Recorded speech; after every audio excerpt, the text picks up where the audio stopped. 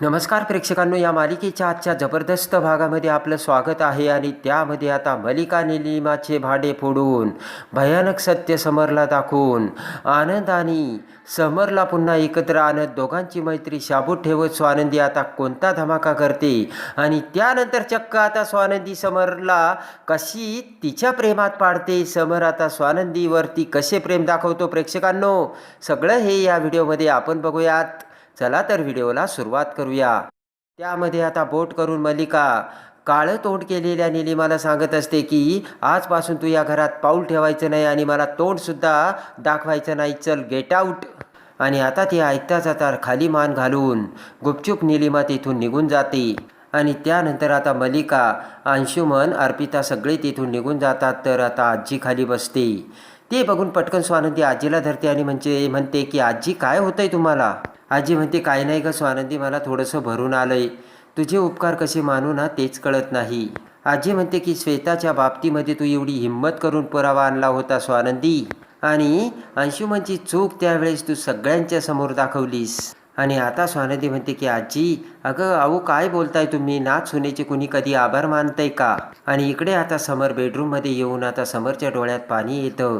समरला सगळ्या पहिल्या आनंदच्या गोष्टी आठवतात. तर स्वानंदीने कसं आनंदला निर्दोष सिद्ध करून तो हार निलिमाने कसा चोरला हे दाखवता क्षणी समर आता रडू लागतो. तर तेवढ्यात स्वानंदी बेडरूममध्ये येते. समर आता स्वानंदीकडे पाठमोर तोंड करून रडू लागतो. तर स्वानंदी म्हणते की राहू द्या, डोळ्यातून जे अश्रू येतात ना ते बाहेर येऊ द्या. आणि कोण म्हणतं पुरुषांनी रडायचं नसतं. आणि स्वानंदी म्हणते की भावना या स्त्री आणि पुरुष दोघांच्याही असतात. आणि लगेच आता स्वानंदी म्हणते की बरोबर आहे, तुमच्या भावना बाहेर येऊ द्यात, मी बाहेर थांबते. आणि स्वानंदी तेथून जाऊ लागताच आता समर पटकन स्वानंदीचा हात धरतो. ते बघून स्वानंदी समरकडे बघते आणि समर शेजारी बसते. समर म्हणतो की कुठल्या शब्दात मी तुमचे आभार मानू ना तेच कळत नाही. आणि समर म्हणतो, स्वानंदी मॅडम, आज तुमच्यामुळे मला माझी चूक लक्षात आली.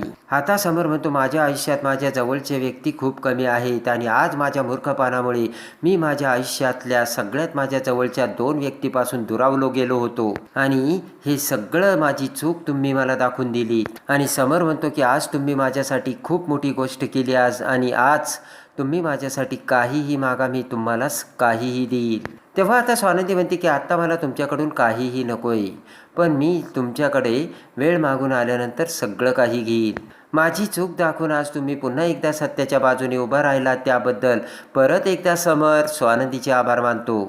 आणि समर म्हणतो, मी काय केलं, माझी अक्कल गहाण ठेवून मी माझ्या विश्वासाला तडा देऊन आनंदला बाहेर काढलं. आणि समर म्हणतो की बायकोमुळे मित्रामध्ये गैरसमज होता, त्यांच्यात भांडणं होतात आणि तुमच्यामुळे आमच्यातले गैरसमज दूर झाले आणि काही जरी झालं तरी मी तुमचे उपकार कधीच विसरणार नाही, असे समर स्वानंदीला हात जोडत बोलतो. आणि लगेच आता समर म्हणतो की आज तुम्ही माझ्यासाठी जे केलंत ना, असे म्हणत समर रडू लागतो. स्वानंदी म्हणते की झालं का, कुठून येते ही उपकाराची भाषा? स्वानंदी म्हणते की आणि हे काय आहे, काही जरी झालं तर स्वतःला दोष देत बसायचं. स्वानंदी म्हणते की अशा वेळेस माणसाने स्वतः माफही करून टाकावं. आणि तुमची मैत्री तशीच आहे ना, शाबूत ठेवली ना. आणि आनंद आता देखील तुमचे खूप छान मित्र आहेत, तुमच्या चुका त्या नक्कीच पोटात घेतील, असे आता स्वानंदी समजावते. आणि लगेच आता समर म्हणतो की खरंच मला हात जोडून आनंदची माफी मागायची स्वानंदी मॅडम. आता समर म्हणतो की स्वानंदी मॅडम, तुम्ही आनंदला फोन करून समजाव ना. स्वानंदी म्हणते, मी नाही करणार. अहो मित्र कुणाचा आहे, तुमचा ना, मग तुम्हीच करा ना. स्वानंदी आता जाऊ लागताच पुन्हा समर स्वानंदीला थांबवतो आणि म्हणतो की तुम्ही माझे गुप्तहेर आहात ना? तर स्वानंदी म्हणते, हां गुप्तहेर होते. तेव्हा आता समर म्हणतो, तुम्ही शाब्दिक खेळ करू नका बरं का.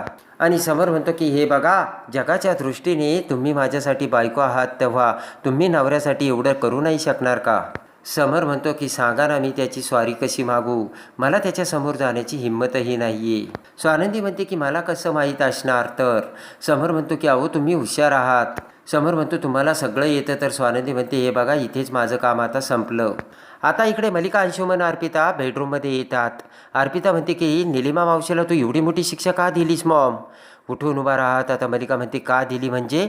निलिमा माझी मैत्रीण आहे, उद्या आम्ही दोघी मैत्रिणी आहोत हे देखील स्वानंदीने समरला पटवून दिलं असतं आणि मग लक्षात आलं असतं की यामध्ये मलिकाचा सुद्धा हात असू शकतो. कळतंय का तुला अर्पिता? मलिका म्हणते की आप्पी तुला माहिती आहे ना स्वानंदी किती हुशार आहे, मी जर मध्ये पडली नसती तर निलिमा फटाफट बोलून गेली असती. मल्लिका म्हणते की आपल्याच प्लॅनची त्या स्वानंदीने वाट लावून आपलंच तोंड काळं केलंय, कळतंय का तुम्हाला? आता अर्पिता म्हणते की वा मम्मा, तू तर मस्त डोकं चालवलंस. आणि आता मल्लिका म्हणते की आपल्याला खूप पुढचा विचार करावा लागेल, कारण ती स्वानंदी खूप कसलेली आहे आणि त्यासाठी आपल्याला खूप सावध राहावं लागणार असल्याचे मल्लिका बोलते.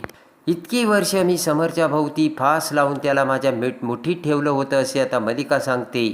अंशुमन म्हणतो की मला ना आता या स्वानंदीचा कंटाळा यायला लागला, सारखी सारखी आपल्यामध्ये येते, तिचा ना कायमचा बंदोबस्त करून टाकला पाहिजे बरं का. मल्लिका म्हणते की आता आनंद निर्दोष आहे हे समरला कळलंय, तर समर काय करतो ते अगोदर बघू आणि त्यानुसार आपण आता पुढचा डाव खेळू.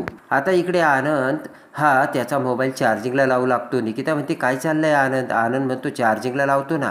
निकिता म्हणते त्याची बॅटरी तर फुल आहे. आनंद म्हणतो मग नेटवर्कचा इश्यू असेल. निकिता म्हणते नेटवर्कचा सुद्धा इश्यू नाही आहे. तर आनंद म्हणतो की मग अजून फोन का नाही आला समरचा? इकडे आता समर स्वतःची चूक स्वतःच्या अंगावर घेऊन स्वतःला दोष देत असतो. समर म्हणतो स्वानंदी मॅडम, यामध्ये सगळी काही माझी चूक आहे आणि आता आनंद मला माफ करेल का, हे असा विचार समरच्या डोक्यात येतो. स्वानंदी म्हणते की आता तुम्ही ना प्रत्यक्ष आनंददादांना भेटली तर बरं होईल. समर म्हणतो मी जर आनंदच्या समोर गेलो तर तो आता माझ्या तोंडावर चिखलफेक करील. स्वानंदी म्हणते चांगलेच मित्र दिसतात पण ते असं काही करणार नाही, काळजी करू नका. आणि स्वानंदी म्हणते की आनंददादांना तुम्ही जाऊन भेटा. तर समरच्या डोक्यात आयडिया येते आणि समर म्हणतो की स्वानंदी मॅडम काय कमाल आहात तुम्ही, आणि तुम्हाला हे कसं सुचतं, आणि साष्टांग दंडवत तर तुम्हाला घालायला पाहिजे असे म्हणत समर आता स्वानंदीच्या पायावरती साष्टांग दंडवत घालतो. ते बघून स्वानंदी हसते आणि म्हणते की आता भेटायचं जायचं ठरलं ना. समर म्हणतो की आता मला आनंदला कसं भेटायचं आणि त्याचा राग कसा घालवायचा ना हे सुद्धा कळलंय. आणि स्वानंदी हसतच म्हणते कसं? बोट करत आता समर म्हणतो की बघाच. आणि समर बाहेर जातो आणि आता समरची जुनी सायकल असते आणि आडगळीच्या खोलीतून समर त्याची जुनी सायकल काढतो आणि आता त्या सायकलवरती खूप धूळ साचलेली असते आणि पटकन आता समर त्या सायकलवरचा पडदा बाजूला करतो आणि पुन्हा पटकन आता स्वानंदी तिथे येते. स्वानंदीने आता सायकल चालू करायला ऑइल आणलेलं असतं. समर म्हणतो तुम्हाला कसं कळलं? जेव्हा आम्ही कॉलेजला आनंद आणि मी या सायकलवर जायचो ना तेव्हा आम्ही खूप आनंदात असायचो आणि हीच होती ती सायकल असे समर बोलतो. आणि पटकन आता स्वानंदी समरच्या हातात आता पाण्याचा स्प्रे देते. तर स्प्रे चालू करून समर आता ती सायकल धुवू लागतो. तर स्वानंदीच्या अंगावरती पाणी उडू लागतं आणि स्वानंदीला खूप आनंद वाटतो. समरच्या हातातून आता तो पाण्याचा स्प्रे स्वानंदी घेऊ लागते. तर समर आणि स्वानंदी यांच्यामध्ये मैत्रीचे नातं सुरू होतं. समर आता सायकल क्लीन करू लागतो आणि त्यानंतर आता स्वानंदी पाण्याचा स्प्रे आपल्या हातात घेऊन समरच्या अंगावर पाणी उडवते. तर समर हा पुढे पळतो आणि दोघेही आता त्यामध्ये मौज मजा करू लागतात. तर खिडकीतून अंशुमन ते सगळं बघत अंशुमनचा मोठा जळफळाट होतो. आणि त्यानंतर आता समरने सायकल एकदम क्लीन केलेली असते. समर म्हणतो कशी वाटली सायकल? तर हसतच स्वानंदी म्हणते एकदम टिकटॉक. आणि लगेच आता समर ती सायकल आता बाहेर काढून त्या सायकलवरून आनंदला माफी मागायला जाऊ लागतो. आणि त्याच वेळेस आता इकडे आनंद हा आता चातकाच्या पक्षासारखी समरच्या फोनची आणि समर येण्याची वाटच बघत असतो. तर सायकलवरून अश्रूंच्या धारेने जोरात सायकल मारत आता समर आनंदच्या घराच्या समोर येतो. आणि आता समर हा सायकलवरून गेल्याचे पटकन स्वानंदी आता आजीला येऊन सांगते. आजी खूप खुश होते. आजी म्हणते ती सायकल म्हणजे दोघांचा जीव की प्राण आहे.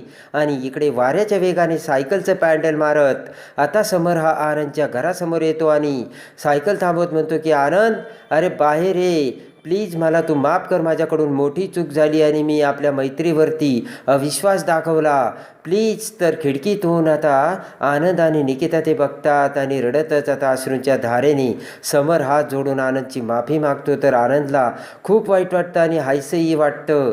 पटकन खिडकीचा पडदा बाजूला सारून आता आनंद हा वाऱ्याच्या वेगाने धावत बाहेर येऊ लागतो. तर समर आता ती सायकल घेऊन जाऊ लागतो. तर आता प्रेमाने समरला हाक मारून समरला थांबवत आनंद आणि समर पुन्हा कसे मैत्रीच्या नात्याने एकत्र येतात आणि स्वानंदी ही कशी दोघांना एकत्र आणते. प्रेक्षकांनो, हे बघण्यासाठी आणि या मालिकेच्या डेली अपडेटसाठी आपल्या चॅनलला लाईक करा, सबस्क्राईब करा.